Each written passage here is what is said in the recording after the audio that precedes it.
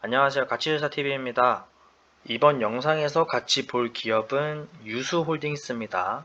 현재가 5,560원, 시가총액 1,448억이고요. 회사 연역을 잠깐 보자면 한진해운의 전신인데 1949년 대한해운공사로 설립이 돼서 1950년에 1월 1일에 업무 개시를 했거든요. 그런데 반년 만에 전쟁이 터져가지고 선박을 20척이나 징발당하는 상황에 처하게 됩니다. 그 뒤로 영업을 잘 해서 1956년 대한증권거래소가 창립을 할 때 처음으로 상장이 될 정도였고요. 회사가 잘 굴러갔다는 거겠죠. 그리고 1968년 민영화가 되어서 1980년에는 대한선주로 사명을 변경하고 한진해운이라는 회사는 사실 1977년에 설립이 됐어요. 그런데 1987년에 한진그룹이 이 대한선주를 먹으면서 자회사였던 한진해운과 합병을 시켜버립니다. 그때 한진해운의 경영을 맡고 있던 게 조수호 회장이었는데 조양호 한진그룹 회장의 동생이었어요. 그런데 그 조수호 회장이 죽고 그 아내인 최은영 회장이 회사를 장악하니까 조양호 회장이 한진그룹 지분을 늘립니다. 뭐 일종의 경영권 싸움을 들어간 거죠. 여기서 최은영 회장이 승리를 해요. 지주회사 사업회사로 분할을 하고 지분을 다지면서 자신의 자리를 확고히 하는 거죠. 뭐 이때 차라리 한진그룹 차원에서 관리를 했으면 뭐 오히려 상황이 나았겠다 이런 말도 나오고 있어요. 이 최은영 회장이 경영을 못했다라고 평가를 받는 이유가 당시 해운 산업이 좀 급변하는 상황이었는데 호황이라고 배를 엄청 늘려놓으니까 갑자기 불황이 찾아오고 그 불황이 찾아왔으니까 배를 팔아서 현금을 챙겨야겠다 하고 배를 파니까 호황이 찾아오는 이 최은영 회장 입장에서는 정말 운이 안 좋았다라고도 볼 수 있겠죠. 어쨌든 2014년 결국 최은영 회장은 한진해운에서 손을 떼는데 이 손을 떼면서도 퇴직금으로 50억 챙기고 그리고 여의도의 한진해운 본사 빌딩을 자신이 지분을 많이 가지고 있는 한진해운 홀딩스로 챙기면서 뭐 임대료도 뽑아먹고 그리고 당시에 한진해운이 이제 경영 악화가 돼서 자율협약에 들어가기 직전에 최은영 회장이 가지고 있는 한진해운 지분을 팔면서 뭐 10억의 손실을 뭐 회피했다고 뭐 재판도 하고 그랬어요. 그걸로 1년 6개월 형을 받아서 다녀오셨다고 합니다. 그리고 이제 밑에 나와 있는 부동산과 사이버 로지텍 관련 내용은 좀 이따가 보겠습니다. 최대 주주 관계 지분이 47%로 굉장히 많고요. 자사주 8.8% 이거는 21년도에 자사주 매입하면서 쌓인 걸로 알고 있고 따로 연기금이라던가 자산운용사에서 크게 보유하고 있는 물량은 없어요. 차트는 이렇게 나와 있는데 뭐 딱히 제가 여러 번 말씀드렸다시피 기술적 지표를 신뢰하는 편은 아니지만 18년 바닥, 20년 바닥 보시면 지금이 딱 그 지지선에 걸쳐 있구나라는 걸 볼 수 있겠죠. 유수홀딩스라는 종목에 매수 포지션을 잡는다고 봅시다. 어떤 근거로 잡을 수 있을까를 살펴보자면 우선 첫 번째로 배당 수익률을 근거로 할 수 있어요. 유수홀딩스가 2017년부터 2019년까지 약 3년간 장부상 결손금 문제로 배당금을 지급하지 못했다고 했는데 한진해운 본사 빌딩을 이 유수홀딩스의 전신인 한진해운홀딩스로 옮겨놨다고 했잖아요. 한진해운이 파산을 하면서 이걸 유수홀딩스의 본사 건물로 사용을 하고 있었거든요. 근데 2020년 10월에 매각을 했습니다. 최근에는 이 건물을 매수한 PF가 철거하고 오피스텔을 짓는다고 하더라고요. 뭐 어쨌든 매각해서 매각 처분 이익이 1129억이 나왔어요. 투자자들이 이제 돈이 생겼으니까 주주 환원 좀 하라 라고 말을 하니까 21년 3월에 주주총회에서 주주 환원 방안을 의결하고 자사주 100억 매입 그리고 2020년 배당금 500원이 지급이 됐습니다. 그리고 2021년 배당금도 400원으로 결정이 났어요. 400원이면 현재가 대비 7%가 넘는 배당 수익률이죠. 여기를 보시면 주주 환원 방안 의결했을 때 그 내용이 나와 있고요. 두 번째로 재무 건전성 개선을 들 수 있어요.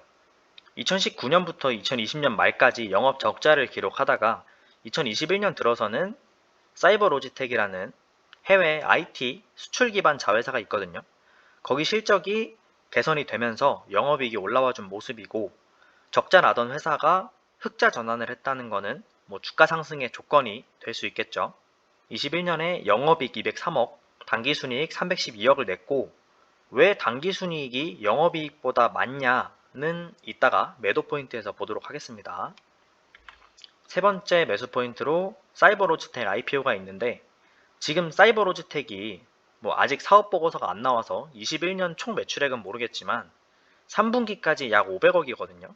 그럼 단순 계산으로 1년 동안 많아야 한 700억이란 소린데 코스피 상장 요건이 1000억이에요. 그래서 IPO를 한다고 하면 좀 많이 늦어질 가능성이 있다. 왜냐면 이 매출이 회복이 돼야 되니까. 매도 포인트는 첫 번째 아까 말씀드렸다시피 당기순이익이 뻥튀기가 되어 있는데 그 이유가 환율 때문입니다. 외화 환산 이익 때문에 금융수익이 많이 잡혀서 이익이 증가를 한 거고 실제로 영업이익은 크지 않다는 점. 그리고 두 번째로 이 유스홀딩스가 임대업을 키우고 있어요. 원래는 한진해운의 지주회사였기 때문에 매출액이 없어도 상장을 유지할 수 있었거든요. 그런데 한진해운이 파산을 하고 없어졌잖아요. 그래서 지주회사가 아니게 되면서 자기 사업을 해서 매출액 요건을 맞춰야 상장을 유지할 수 있어요. 그 기준을 임대업으로 채우고 있는 거죠. 이 임대업이 굉장히 수익성이 낮은 사업인데 1000억이 넘는 돈이 여기에 묶인다고 하면 자금 유동성에 좀 악영향을 주겠죠. 이런저런 얘기했지만 지금 유스홀딩스가 그리고 있는 모양이 제가 생각하기로는 이 사이버로지텍을 빨리 안정화를 시켜서 상장을 해요.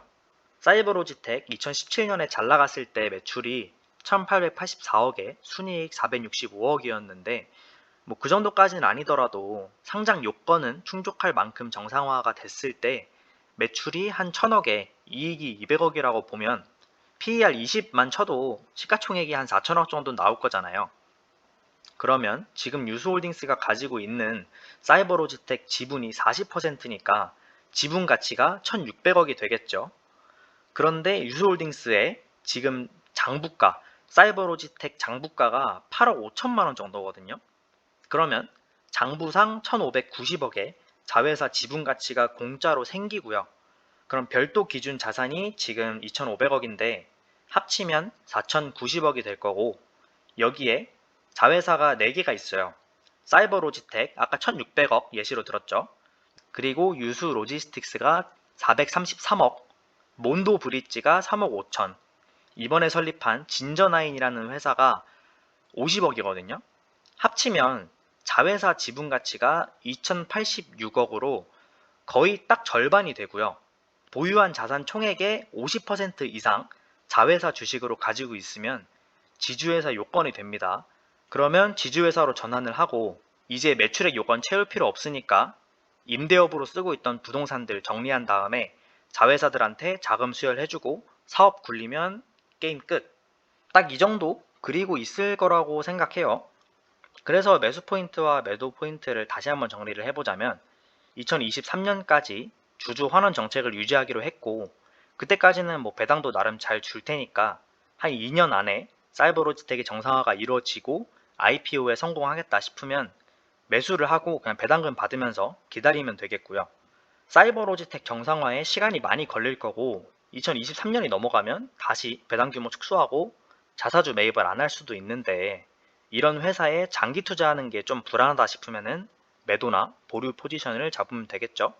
저는 이 정도 회사면 많이는 아니고 한 비중 10% 이하로 매수를 해두면 좋지 않을까 생각을 해요.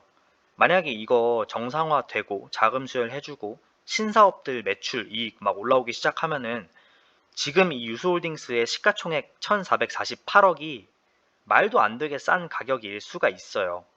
근데 만약에 반대로 유스홀딩스가 정상화를 포기하고 사업을 매각하는 포지션을 잡게 되면 투자금을 날릴 수도 있겠다라고 생각을 해서 그렇게 큰 비중을 두는 거는 저는 추천하진 않고 작은 비중으로 한 몇 년 보면 진짜 큰 수익이 될 수도 있다 정도로 이번 영상 마치고요. 시청해주셔서 감사합니다.